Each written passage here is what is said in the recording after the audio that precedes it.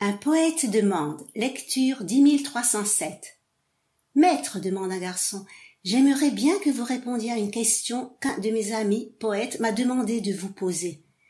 Il se demande comment trouver un sens à sa vie dans ce mode de vie contemporain. Le monde est devenu trop matérialiste, dit-il, et change si vite qu'il ne se retrouve plus.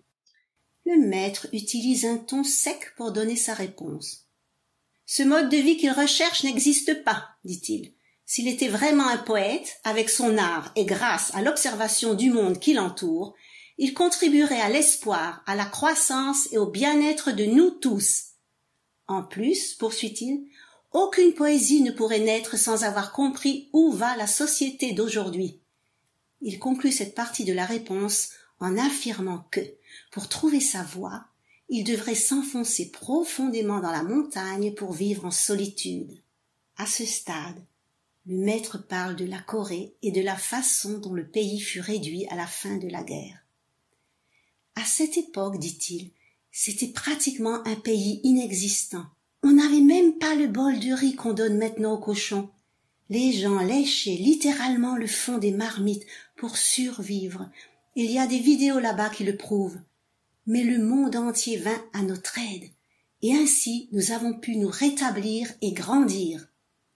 Sommes-nous arrivés là où nous en sommes grâce à l'aide du monde entier, et nous, qu'avons-nous fait, nous, pour eux?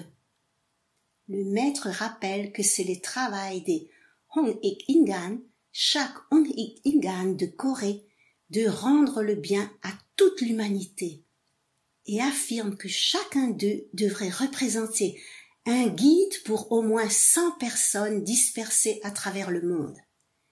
Il fut un temps où la nature nous a aidés à grandir, et maintenant nous sommes à l'époque de devoir rendre avec gratitude ce que nous avons reçu, dit-il.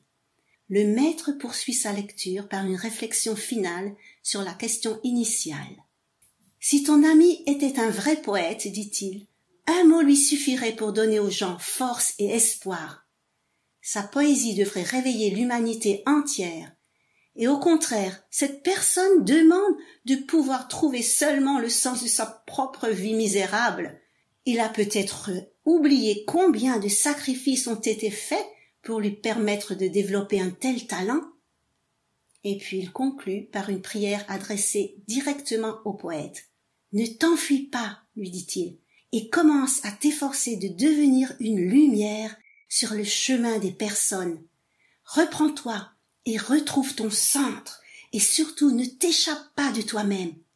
Ceci est le message du ciel, et cela est ma réponse. »